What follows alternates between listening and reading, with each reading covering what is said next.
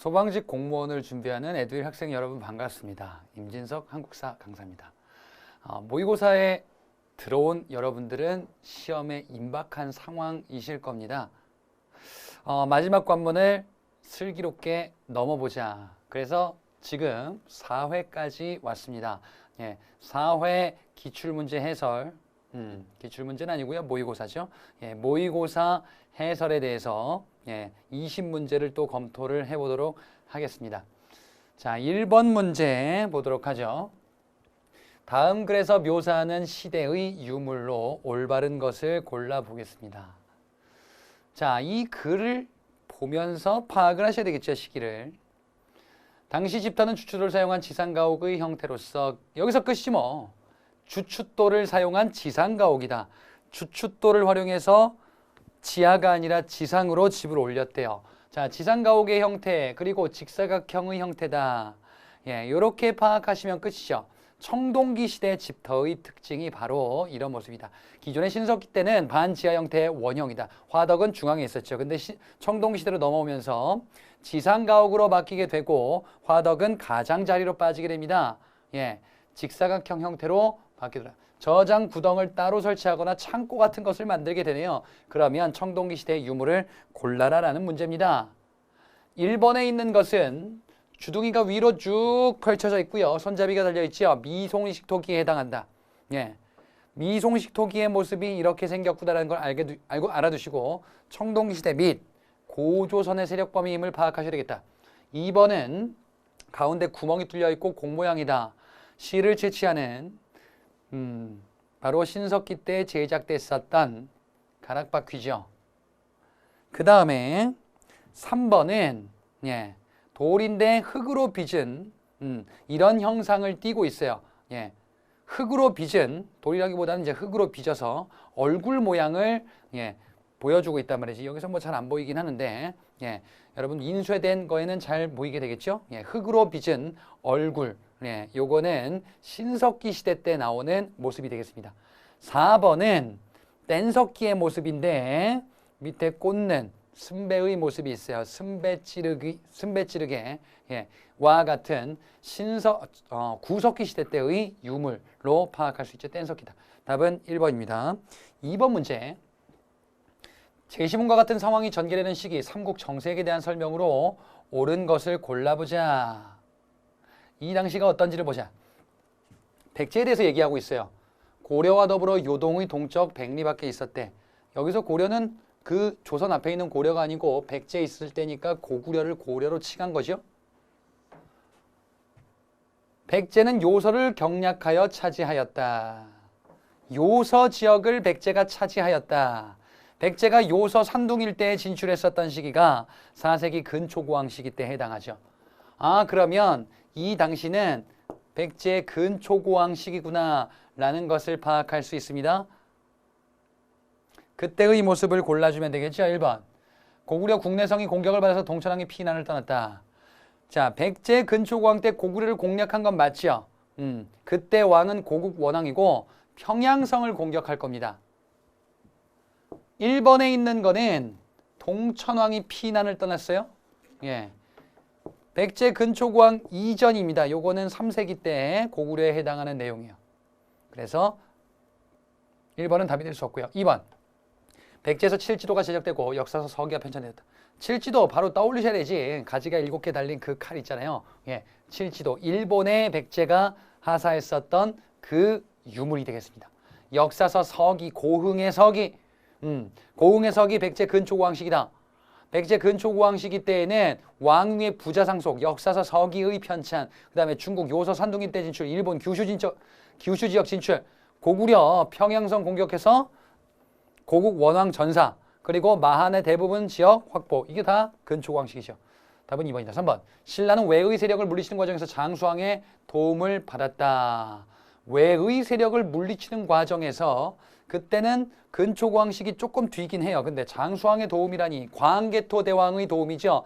신라 뇌물마리간 시기 때 고구려 광개토 대왕의 원군을 요청했었던 그 사실이 소개되어 있는데 문장 오류입니다. 4번. 가야는 신라와 결혼동맹 맺어서 국제적 고립에서 벗어나려 하였다. 가야가 신라와 결혼 동맹을 맺었대요. 그 가야는 금관가야인지 대가야인지 구별하셔야 돼요. 예, 대가야입니다. 대가야. 신라 법흥왕식이죠. 신라 법흥왕식이 때 금관가야는 신라에 흡수되고요. 대가야는 신라와 결혼 동맹 맺을 겁니다. 이렇게 해서 신라 의존적인 모습이 강해지다가 이제 대가야마저 무너졌었던 시기는 신라 진흥왕 시기예요. 자, 4번은 법흥왕 시기에 해당합니다. 자, 근초고왕 골라라. 답은 2번. 3번 문제 넘어가 보겠습니다. 다음 글에 밑줄친 궁파에 대한 설명으로 옳은 것을 골라보자. 궁파가 누구인지는 모르겠어요. 근데 신무대왕이라는 왕이 나옵니다. 궁파에게 말한대. 그래서 지금 너희 딸에게 장가 들어서 비로 삼겠대. 그런데 비로 삼으려고 했는데 안 된다고 해서 반대하나 봐. 그래서 이 궁파의 딸을 왕비로 들려고 했는데 안 드려요. 열받겠죠. 이런 양아치 하면서 난을 일으킨 게 장보고입니다. 장보고의 난은 자신의 딸을 신라 왕족에게 보내고 신라의 권력을 차지하려고 했었던 장보고, 이게 무산되자 난을 일으킨 거죠. 하지만 실패로 끝났다. 그때 왕이 신무왕이라는 왕입니다. 그래서 신무대왕, 궁파, 그 다음에 뭐 왕, 장가든 얘기 나와요. 결국 이거는 장보고에 대해서 골라라라는 문제입니다. 1번 문제, 육두풍 출신으로 제왕연대력, 개원필경을 저술하였다. 제왕연대력, 개원필경, 황소, 난을 격퇴했었던 토황소 경문이라는 글. 그 다음에 진성여왕에 올렸던 시무십조. 이런 것들 전부 다 최치원의 글이에요. 장보고와 관련이 없다. 2번이 정답이죠. 서남해 안에 해상무역을 장악했다. 왜? 청해진이라는 이 해상무역 기지를 건설하고요. 일본 승려 엔닌의 기굴 도왔다. 여러분들 그 1회 모의고사에서 그 사료가 있을 겁니다. 엔닌이 장보고에게 대사라고 칭하면서 이제 막 잘 보이는 그 내용이 있을 거예요. 2번 정답이다. 3번. 상대등을 역임해요. 상대등은 신라 최고 관직인데 중앙에 여자군주 왕위 계승에 반발하여 난을 일으켰다. 자, 장보고는 아닙니다. 장보고는 청해진 지방 세력이에요. 지금 이 사람은 참고로 누구냐면은 직접 물어보진 않을 겁니다. 우리 소방직 시험에서는 이 사람을 직접 물어보긴 좀 힘들어요. 예. 근데 이 사람 누구냐면은 비담이에요. 비담. 신라 선덕여왕. 여자군주 왕위 계승에 반발하여 난을 일으켰다. 그럼 여자가 왕이 됐나 보죠. 그죠? 처음으로 여자가 왕이 된 사례가 선덕여왕이거든. 그래서 그때 있었던 비담의 난이다. 자, 4번에 왕위 계승 불만 품고 국고 장한 연을 경우로 하여 반란을 일으켰다. 이거는 김원창이 되겠습니다. 자, 다음 문제 볼게요. 4번 문제입니다. 다음 계율이 적용된 조직에 대한 설명으로 옳은 것을 골라보자. 이 조직이 무엇일까요? 쭉 보니까 세속오개가 있어요. 세속오개를 지었나 봐. 그래서 충으로 한다. 사군이 충이겠죠. 섬긴다 효라고 한다. 사친 이효겠죠. 신으로 한다. 교우이신이겠죠. 전쟁에 물러서지 말자. 임전무태겠죠. 생명 가려 죽여라. 살생유택이겠죠. 이런 5가지 계율을 지켜야 된다라고 강조했었던, 자, 이 세속오개는 누가 지었는지 알고 계셔야 됩니다. 원광법사가 지은 무엇의 계율이에요? 화랑도의 계율이죠. 이 2가지 알아두셔야 돼요. 원광법사와 그 다음에 화랑도. 화랑도를 더 많이 물어볼 겁니다. 화랑도 조직에 대해서 옳은 것을 골라주시면 됩니다. 1번, 왕권 견제 귀족의 입장을 대변하였다. 왕권을 견제해요, 화랑도가? 귀족의 입장을 대변해요? 그러면은 왕과 귀족이 싸우는 과정에서 우리는 귀족 편이야, 이런 건가 봐. 1번의 내용은 귀족들의 입장을 대변하는, 귀족의 이익을 대변하는 귀족회의. 그럼 뭐예요? 신라의 화백회의예요. 2번, 유학을 확산시키는 최고 국립교육기관이 화랑도가? 물론 화랑도에서 교육도 해요. 근데 교육기관의 성격을 띠고 있는 건 아니지. 교육기관은 신라에서는 신문왕 때 만들죠. 국학. 3번, 폐쇄적인 신분제도다. 화랑도가 신분제도예요? 아니지. 신분제도는 골품제 얘기하는 거죠. 4번, 계층 간의 대립과 갈등을 완화시킨다. 왜? 화랑과 낭도로 구성된 게 화랑도죠. 화랑이 귀족이고 낭도가 귀족 및 평민. 그러니 화랑도 조직 내에는 귀족 평민이 있구나. 계층 갈등 대립을 완화시켜주는 숨구멍 역할을 한단 말이지. 이게 화랑단. 답은 4번입니다. 자, 5번 문제. 왕 업적 고르는 또 전형적인 문제입니다. 과감한 조처를 취했나 봐. 왕권을 강화했다. 그래서 뭐 했는데? 칭제 건원을 단행했대요. 칭제 건원은 왕을 황제로 칭하고 연호 제정하는 게 칭제 건원. 개경을 황도, 서경을 서도. 그러면 이 왕은 고려왕이네. 고려시대 때 칭제 건원을 단행했대요. 왕권을 강화하고자 연호를 만들었대. 황제 칭호하고 그리고 연호, 그 연호가 광덕과 준풍이겠지. 뭔데? 광종이죠. 칭제 건원, 연호 제정, 백관의 공복을 제정하고 그리고 노비안건법과 과거제를 시행하죠. 이런 제도들이 다 광종 때 있었던 왕권 강화 정책이었죠. 옳은 것을 골라보자. 1번 호장, 부호장 등의 향리 직제가 마련되었다. 표현은 이렇게 할 수 있어요. 아니 향리 직제 마련? 이게 뭡니까 대체? 향리 제도를 만들었다라고 보시면 돼요. 향리제를 만들었다라고 하면은 이거 언제냐면은 고려 초 성종 때. 자, 성종 때에는 지방관 파견하자 12목에. 그리고 기존에 있었던 지방의 중소호족들을 향리로 개편합니다. 그러면 그와 관련된 제도가 나오겠지. 이거예요. 성종이야. 2번 백관의 사색 공복제도를 마련하였다. 사색 공복제도, 공복을 마련하였다. 광종이죠. 사색 공복. 사색이구나. 눈으로만 익숙하게 보고 가시면 됩니다. 정확히는 뭐 자색, 단색, 비색, 녹색, 4단 비녹의 사색 공복인데 이 정도만 보셔도 충분하다. 3번 12목을 설치하고 지방관을 파견하였다. 12목 설치 성종이죠. 지방관 파견도 마찬가지다. 최초. 4번에 서경천도 시도했으나 실패했다. 광종 때 그런 거 있었나요? 없었다. 서경천도 시도는 고려 초기에 있었고 고려 중기에 각각 있었습니다. 고려 중기 때 있었던 게 우리가 알고 있는 묘청의 서경천도 운동. 고려 초기에 있었던 거는 광종 이전에 정종 때 서경천도 운동이 있었어요. 서경천도 시도라고 하는 게 좀 더 적절하겠죠. 하지만 둘 다 실패로 끝난다. 광종 때는 없던 일이다. 자, 다음 문제는 6번 문제입니다. 소손영과 서희가 그 말을 나누고 있네요.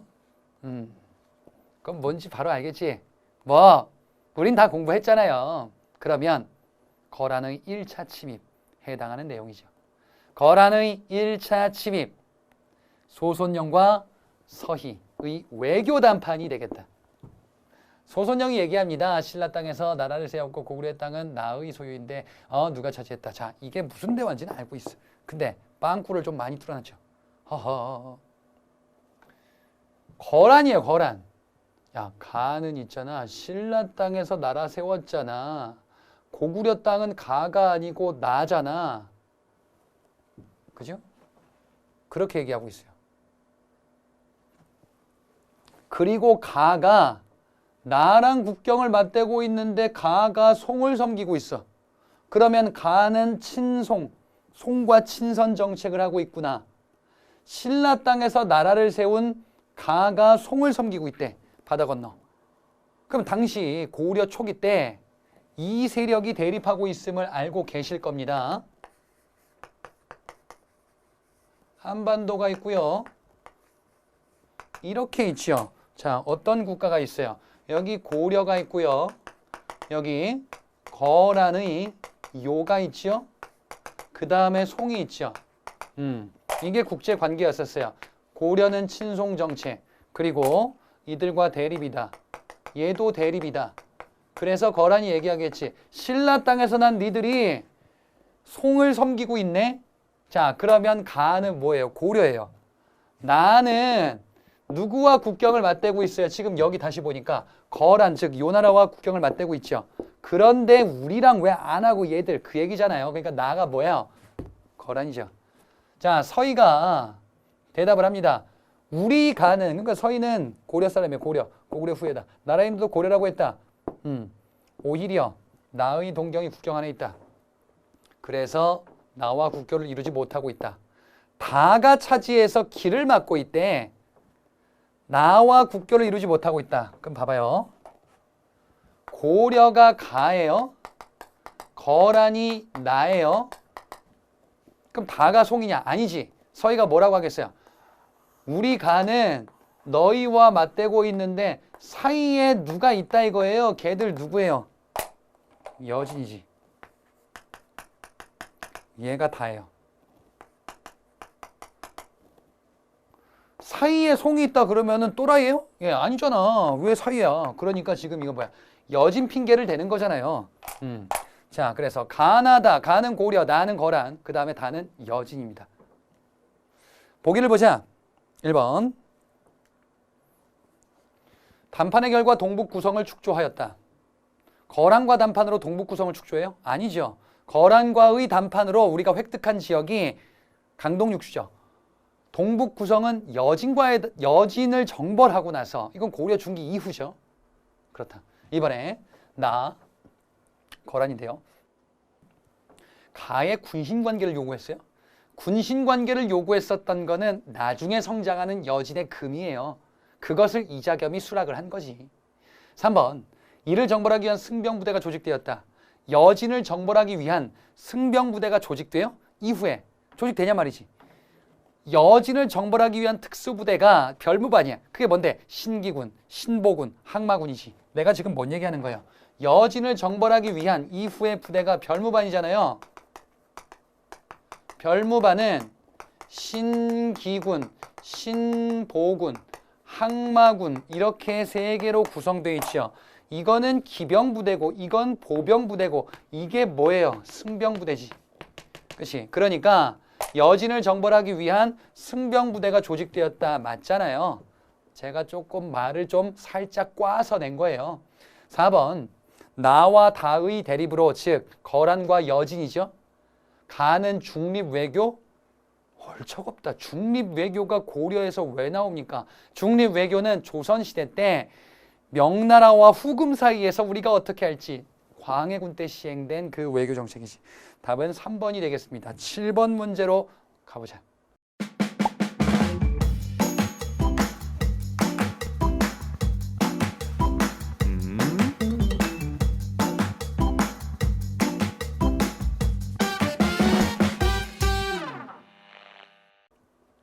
고려시대 토지제도가 실시된 시기에 대한 설명입니다. 자, 관료가 지급하는 토지가 부족해졌다. 전현직 관리에게 모두 지급 방식 버리고서 현직 관료에게만 지급하기 시작하였다. 고려시대. 아하. 자, 고려시대 토지제도 뭐가 먼저 시행됐었냐면은 역분전이 먼저 시행됐었어요. 이거는 태조 때였었어요. 이거는 논공행상의 수조지로서 그냥 지급했었던 건데, 자, 이걸 정식으로 정비했었던 게 이제 시정전식과였었어요. 전식과 체제가 만들어지게 되죠.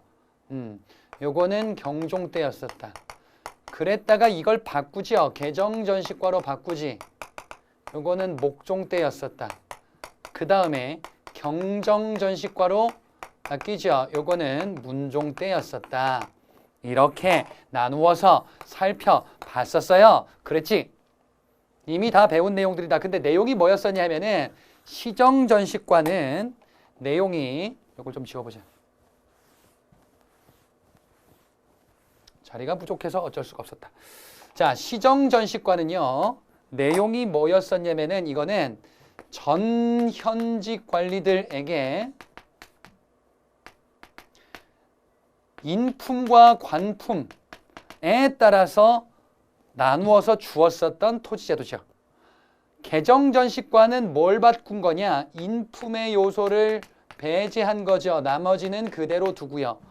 문종 때 경정전식과는 전직관리에 대해서 지급을 안 한 거지. 그지? 그래서 현직관리에게 관등에 따라서만 지급한 게 경정전식과, 개정전식과는 인품의 요소 배제, 시정전식과는 그냥 다 있다. 자, 이 전식과가 무너진 시기가 무신시기 때 전식과는 완전히 무너져요. 그리고 지배층은 농장을 경영하는 모습으로 쭉 나가는 거지. 수조지가 아니라. 그것을 공부하셨을 거 아니야. 자, 그래서 지금 이거는 뭐단 얘기예요? 경정전식과다 그 얘기야. 왜? 현직 관료에게만 지급하기 시작했다 그랬잖아요. 전직 관료에 대한 지급을 중단한 거예요. 그러니까 경정전식과 문종 때지. 그럼 문종 때부터 언제까지겠어요? 무신 전까지겠죠. 문종은 고려 중기 앞부분에 있어요. 그리고 무신시대, 그러니까 고려 중기 시기를 머릿속에서 파악하고 보시면 돼요. 자, 그러면은 보기를 보자. 1번에 빈민구제기금 제위보가 만들어졌다. 약간은 마이너한 포인트입니다. 하지만 충분히 나올 수 있는 보기예요. 바로 뭐냐면은 제위보라는 게 언제냐 이거야. 왜 워낙에 중요한 왕이기 때문에 광종 때 제위보라는 빈민구제기금을 만들 겁니다. 광종으로 기억하고 계셔야 돼. 그 다음에 이번에 강조의 정변을 계기로 거란이 침입하였다. 거란의 침입은 2차 침입 얘기하는 거네요. 강조의 정변을 계기로. 거란 침입은 1차는 성종, 2, 3차는 현종이에요. 근데 1번의 광종과 2번의 현종 다 고려 초기죠. 3번 인종이 감금당했네요. 궁을 불태웠네요. 이자겸이. 이자겸은 아니에요. 이자겸은 인종 때 고려 중기입니다. 그렇구나. 4번 사신관제도 기인제도 처음 시행되었다. 요거는 고려 초 태조의 호족 통제 정책이지. 그러니 1번, 2번, 4번 다 고려 초기, 3번이 고려 중기. 답은 3번. 8번 문제 보자. 자, 사진이 쭉 있습니다. 이게 뭔지 파악하셔야 되겠지. 뭘까요? 사진 보고 이게 뭔지 잘 모르겠어 라고 하는 것들은 반드시 복습을 해서 머릿속에 다시 한번 각인을 시켜두셔야 됩니다. 가는요. 고려 초기에 만들어진 논산의 관촉사 석조 미륵보사 입상에 머리가 큰 희한하게 생긴 파격적인 형태의 지역색이 강한 이런 불상이다. 그 다음에 나는요. 나와 다가 나는 요거는 저겁니다. 월정사 팔각 9층 석탑이에요. 송나라의 영향을 받은 그런 고려 전기의 석탑이에요. 송나라의 영향을 받아서 9층으로 만들어지는데 이게 조금 균형미는 좀 떨어지죠. 좀 불안불안해 보인다. 다는요. 요거는 고려 말 때 만들었었던 경천사지 10층 석탑이에요. 이건 원나라 양식이지. 이건 송나라 양식, 원나라 양식. 각각 구별해서 보셔야 됩니다. 고려시대 때 많이 나오는 탑은 요 두 개예요. 그 다음에 라는 우리가 익히 알고 있는 불상의 형태와 유사해 보이죠. 우리가 불상 생각하면은 이런 걸 설마 떠올려요? 이런 걸 떠오르죠. 그럼 어떤 전형적인 이미지가 있는 거야. 그 전형적인 이미지는 신라 때 바로 석굴암 본존불상의 모습이거든요. 그것을 본뜬, 그것을 계승한 고려시대 불상입니다. 요거는 바로 부석사의 소조 아미타 열의 좌상이라는 불상이에요. 자, 그렇게 답을 보시면요. 보기를 보자. 옳은 것을 고르면 1번. 지역색이 강하고 파격적인 고려의 불상이다. 와, 이게 파격적이지 않으면 뭐가 파격적이야? 파격적이다 이것이. 고려시대 때는 거대 불상 및 파격적이고 개성이 강하고 지역색 강한 이런 불상들이 많이 만들어지더라. 2번에 송나라 양식으로 제작되었으며 원각사지 10층 석탑에도 영향을 주었다. 원각사지 10층 석탑은 다의 경천사지 10층 석탑을 본따 만든 거예요. 조선시대 탑이지 이거는. 그래서 지금 다에 해당하는 내용입니다. 뒤에는요. 앞에는 맞는데. 그 다음에 3번 목탑 양식이 반영되었다. 목탑 양식이 반영되어? 목탑 양식이 반영된 석탑은 따로 있습니다. 삼국시대 때 미륵사지 석탑이에요. 미륵사지 석탑이 기억이 안 나? 생긴 게 찾아보세요. 그 다음에 4번 팔만대장경이 보관되어 있는 사찰에 위치하고 있다. 팔만대장경이 보관하고 있는 사찰은 해인사 장경판전이라고 기억나실 겁니다. 해인사예요. 근데 이건 부석사 소조 아미타르자서 그래서 관련이 없는 약간은 난이도가 있는 문제였습니다. 9번 문제로 넘어가 보자. 다음 상소문에 밑줄 친 저희들에 대한 당시의 설명으로 옳은 것을 골라보자. 자귀의 높고 조정, 써야 할 것, 적자와 서자의 구별. 저희들은 한번 신분이 낮아진 대대로 후손에게 이어져 영구히 서족이 되어 그러니 지금 이 사람들 차별을 받고 있어요. 적자, 서자 얘기를 하고 있어요. 서자로서 차별을 받고 있나 봐. 서자, 서얼들. 이들이 차별을 받는 모습에 대해서 억울함을 호소하고 있구나. 조선시대 때 서얼에 대한 차별이 쭉 지속이 되다가 조선 후기 때 이들이 신분 상승 운동을 주도적으로 전개하게 되죠. 당시의 설명이다. 이런 상소문이 나오는 시기는 저희 억울해요. 청요직의 진출을 허락해 주세요. 저희 차별을 완화시켜 주세요. 서얼들이 주장을 하는 거죠. 조선 후기입니다. 1번이요. 외래문화 수용의 선구적 역할을 담당하였다. 자, 외래문화 수용의 선구적 역할을 담당한 계층은 중인입니다. 네, 중인과 서얼이 다른 계층이죠. 중인은 주로 기술관리 및 하급관리고요. 서얼은 양반 중에서도 양반 대우를 못 받는 서자와 얼자 합쳐서 서얼이다 이렇게 얘기를 하죠. 자, 2번에 포구에서 상품 매매를 중개하면서 부를 축적하였다. 서얼이 이런 걸 해 설마? 포구에서 상품 매매를 중개하며 부를 축적했다. 이거는 사상들의 활약이죠. 조선 후기 때. 포구에서 매매 중개한다. 뭐가 있어요? 객주, 여각. 매매를 중개하면서 각종 금융, 숙박, 운송, 보관 이런 것을 통해서 돈을 버는 계층들. 사상들 중에 객주와 여각에 해당합니다. 3번, 향약과 서원을 기반으로 세력을 확장하였다. 양반이지 그냥 사족들. 4번, 중앙관직 진출이 활발해지면 왕의 정책을 뒷받침하였다. 조선 후기에 중앙관직의 진출이 활발해지잖아요. 특히나 정조 시기 때 모습들이 많이 나오잖아요.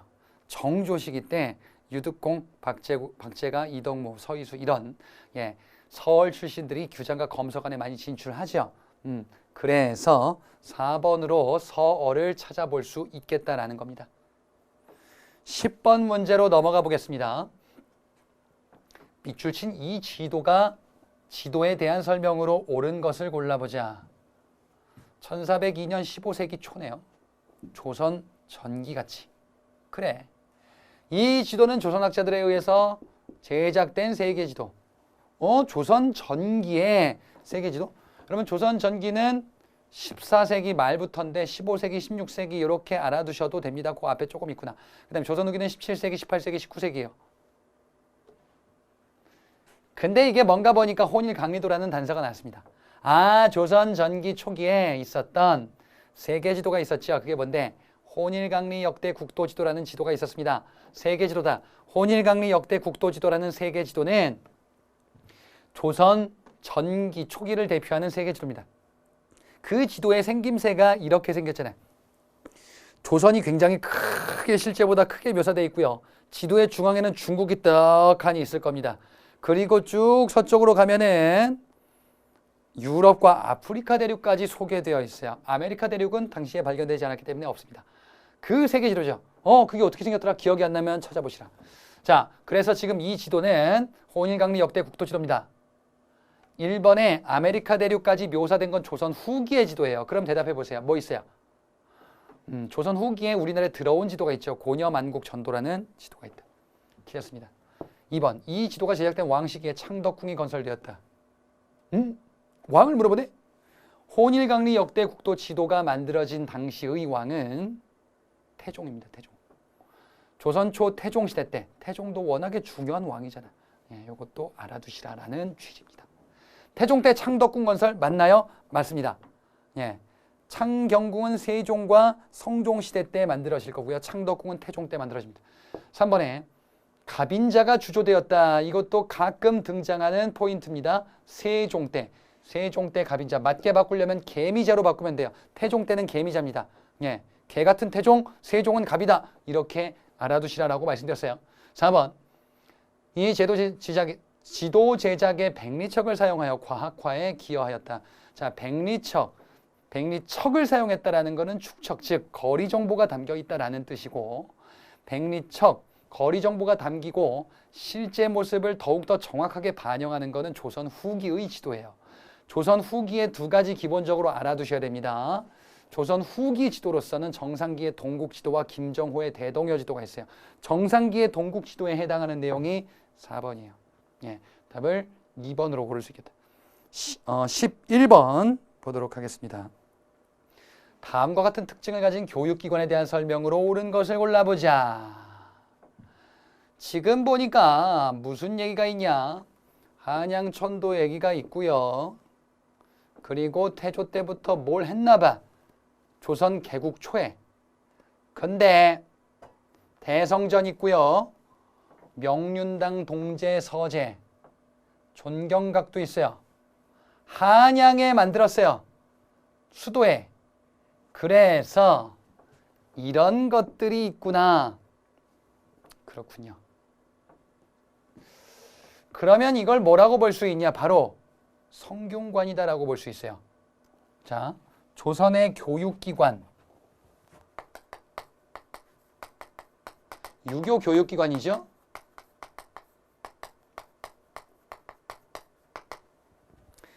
그 중에서 관학을 보자 이거야. 관학. 국가가 주도하여 만든 교육기관. 그게 뭐가 있었냐면은 서울에는 사부학당이 있어요. 지방에는 향교가 있어요. 그 다음에 서울에 최고 국립교육기관 성균관이 있어요. 이렇게 있습니다. 관학임을 알 수 있는 게 얘네들 뭐라고 할 거냐면은 그 강당을 명륜당이다 이렇게 얘기할 거예요.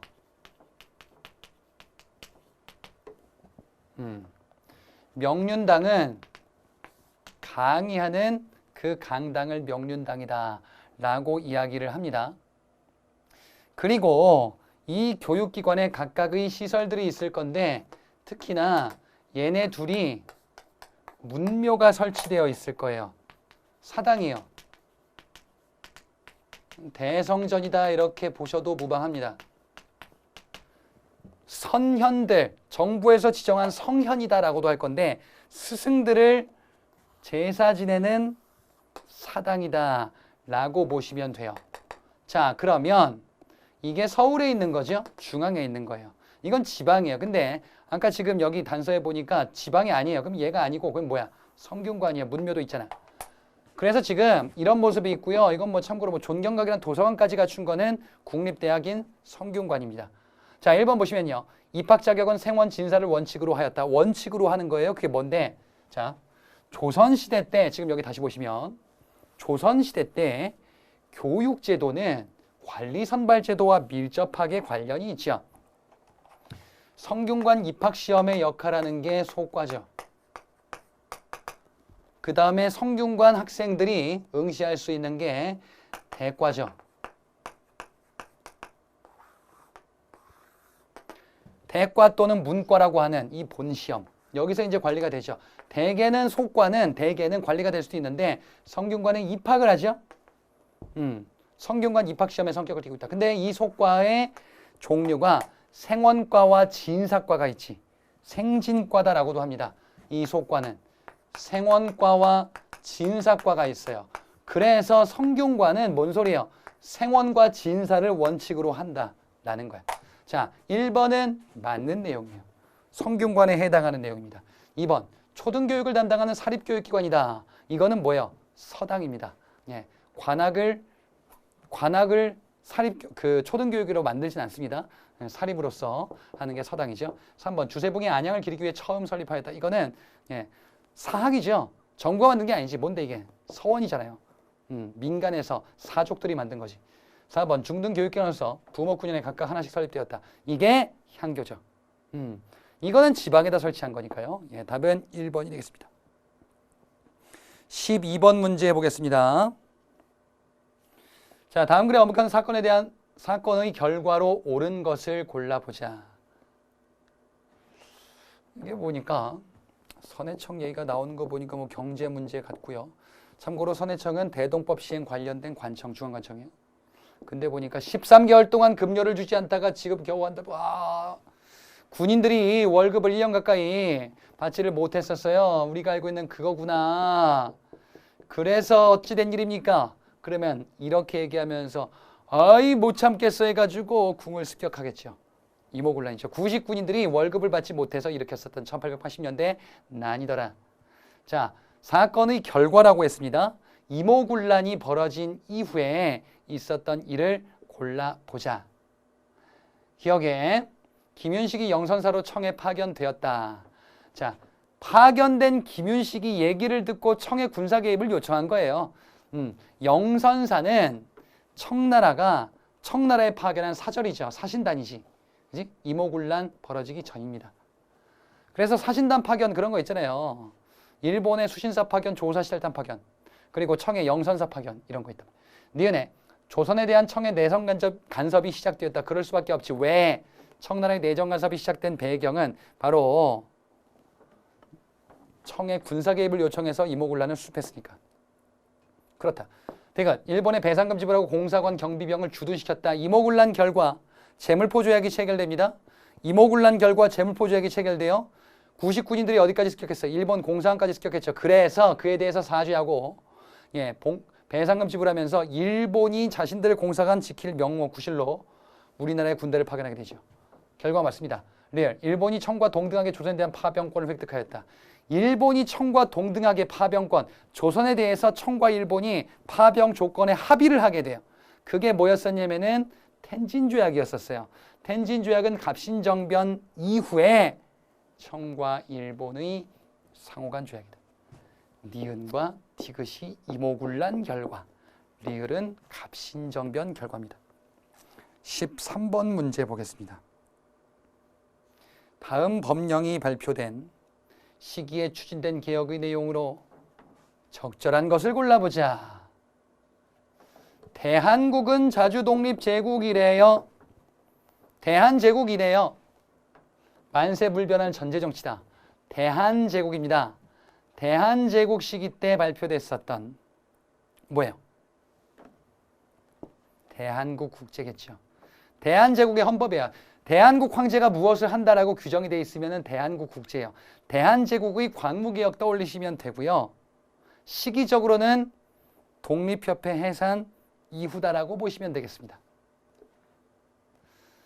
자, 그러면 대한제국 시기에 해당하는 개혁의 내용, 당시의 정책, 이것을 골라주시면 되겠지. 1번, 진위대 설치해서 황제가 군대 통솔. 대한제국 시기 때 있었던 군사조직이 있었는데요. 황제가 군사를 통솔하기 위해서 만들었었던 군사조직. 진위대가 아니고 원수부죠. 원수부. 친위대와 진위대가 처음 설치된 시기는 을미개혁 때 처음 시행이 됩니다. 1번은 원수부로 바꾸셔야 돼요. 진위대를. 2번 지계를 발급하여. 여기까지는 맞아요. 대한제국 시대 때 지계를 발급한 거 맞죠? 근데 지주전호제를 폐지해요. 지주전호제 폐지? 가만히 있죠. 지계가 뭔데요? 지계는 농민들의 어떤 지위를 변화시키는 그런 정책이 아니고요. 토지 소유 증명서를 발급하는 거예요. 지주전호제 폐지. 지주 땅 주인이죠. 전호가 소작농이죠. 땅 주인과 농민이 일치하지 않아서 생기는 지주전호제와 같은 현상은 정부 수립 이후 농지개혁법을 통해서 폐지되기 시작할 거예요. 그래서 2번은 뒤에가 틀렸어요. 3번 간도관리사 두고 간도에 이범윤을 파견하였다. 그렇죠. 대한제국 시기 때 있었던 정책이에요. 간도에 대한 영유권 강화 작업이에요. 그 다음에 울릉도 독도 얘기도 있죠. 울릉도를 울도군으로 승격시키면서 독도에 대한 영유권을 강화하고자 했다. 다 대한제국 시기입니다. 4번 구본신장 원칙에 따라서 입헌군주제 도입을 시도하였다. 앞에는 맞는데 입헌군주제라니요. 입헌군주제면 군주의 권한을 제한시키는 거지. 근데 요거는 뭐예요? 만세불변한 전제정치제, 전제군주제예요. 뭐야? 군주의 권한을 대폭, 황제권 강화잖아. 뒤에가 틀렸어요. 답은 3번.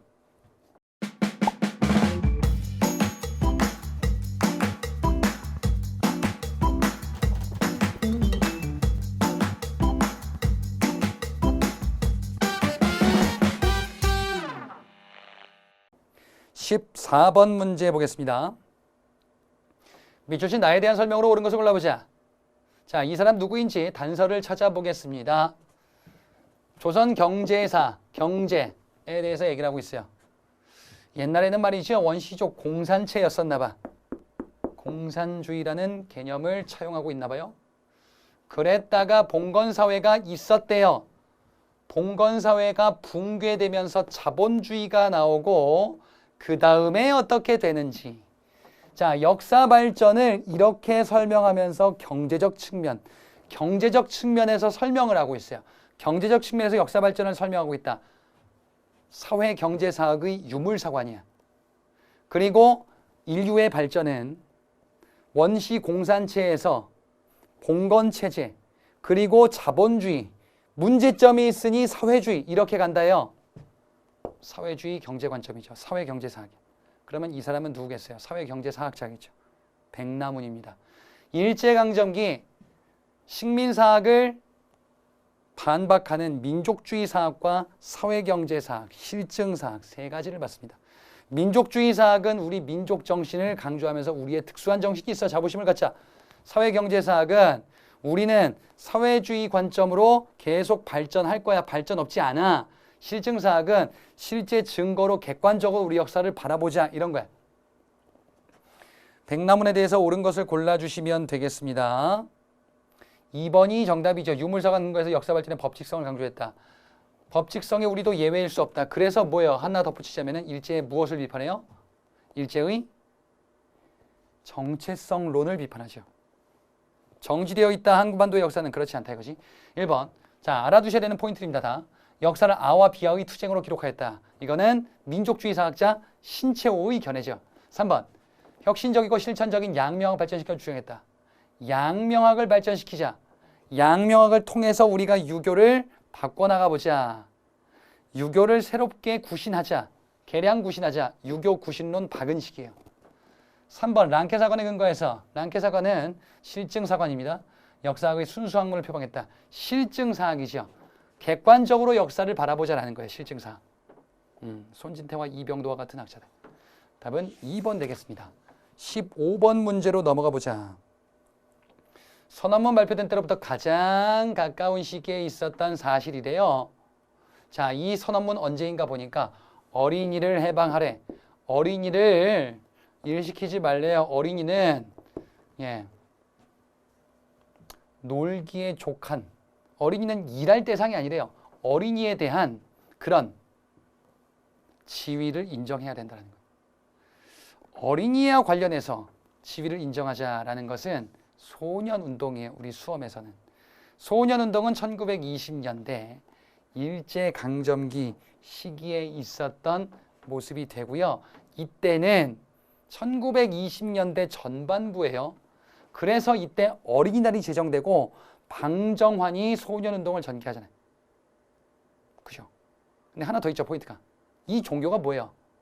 소년운동을 전개했었던 종교가 바로 천도교, 옛 동학.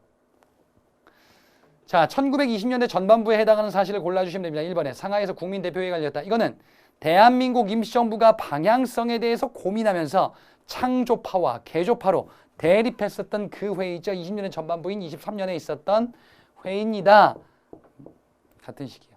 2번에 좌우협력단체인 신간회가 해소되었다. 신간회가 해소됐대. 신간회 조직이 20년대 후반, 해소가 30년대 초예요. 틀렸죠. 3번 김원봉이 주도한 민족혁명당이 출범하였다. 민족혁명당, 기존 의열단 세력을 주축으로 하여 모여라 김구 빼고 다 모인다. 김구는 독자선 한국국민당, 김원봉이 주도한 민족혁명당이 30년대 중반의 통합단체죠. 35년, 30년대 중반입니다. 4번 공화정부 수립을 목표로 한 대한광복회가 결성되었다. 대한광복회의 결성은 1910년대 14년이거든요. 1910년대 비밀결사 조직 대구 지역에서 만들어진 단체예요. 그래, 그러면 10년대다. 답은 뭐야? 1번이 되겠죠. 16번 문제 넘어가 보겠습니다. 제시문 가에 대한 설명으로 옳은 것을 골라보겠습니다. 이건 뭐냐 이것이. 박차정 근우에서 활동하다가 보다 적극적인 독립운동에 중구로 망명했대. 이분이 누굴까? 그는 1938년 우한에서 30년대 후반이에요.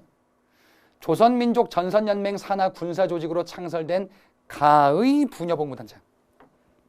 여기에 단서가 나와 있어요. 30년대 후반 우한, 조선민족 전선연맹 산하 군사조직. 그렇지. 자, 흐름이 이렇게 되잖아요. 20년대 의열단, 이 세력이 주축이 되어 30년대 중반의 통합단체, 민족혁명당.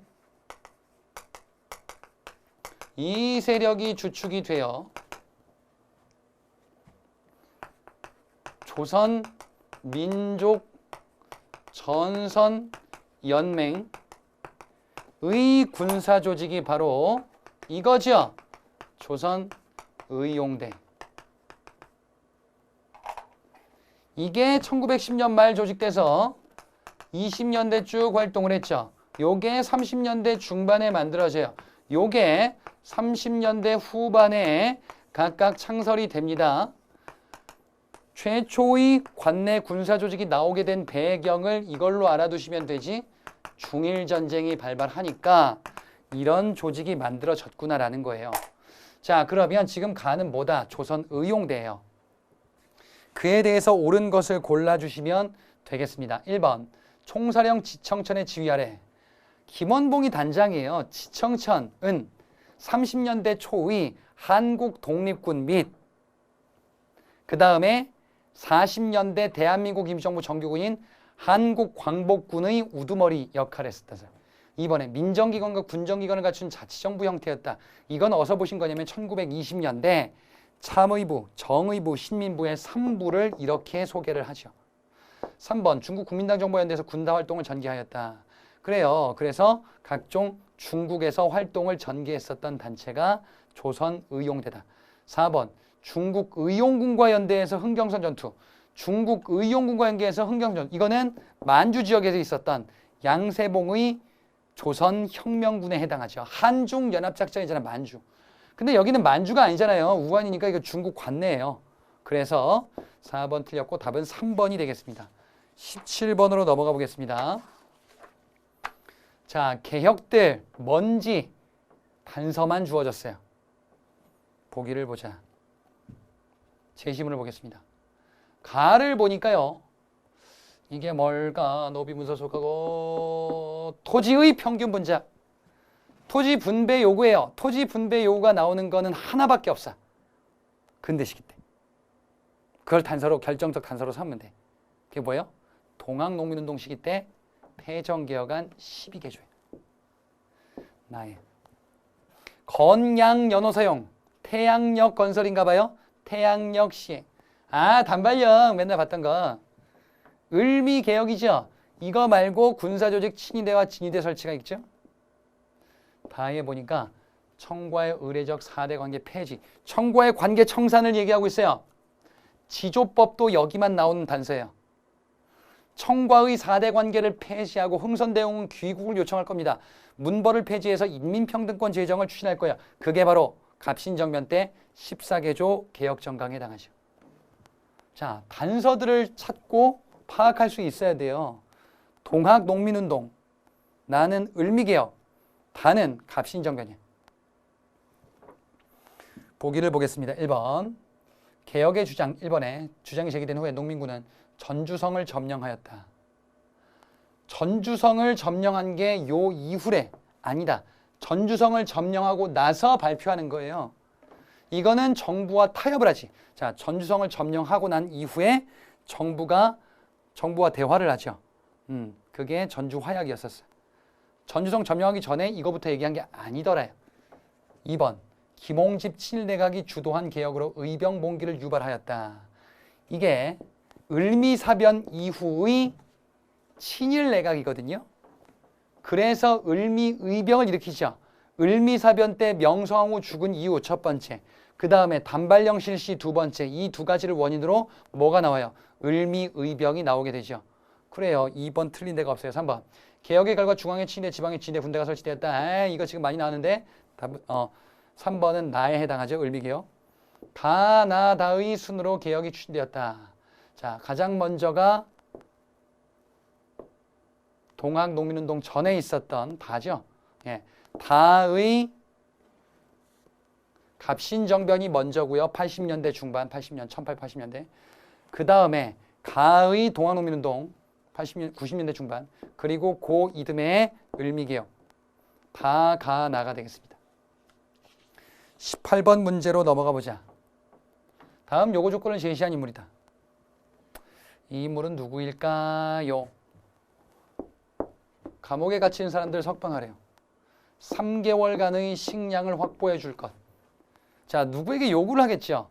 감옥에 갇힌 사람들 3개월간의 식량 확보. 아, 이거 그거구나. 일제가 패망하기 직전에, 우리가 광복을 받기 직전에 일제와 협상을 벌인 사람이 있어요. 그 사람이 일제에게 요구했었던 게 독립운동가들의 석방 및 3개월간의 식량 확보예요. 광복 직전에 조직을 만들었었던 사람이죠. 광복 전에. 조선 건국동맹을 만들고 이것을 광복 직후에 조선 건국준비위원회로 바꾼 사람. 여운형입니다. 여운형은 광복 전에 일제와 교섭을 벌인 사람이에요. 여운형에 대해서 옳은 것을 골라주면 됩니다. 1번 5.10 총선거에 참여했냐? 선거 실시 전에 여운형은 암살됩니다.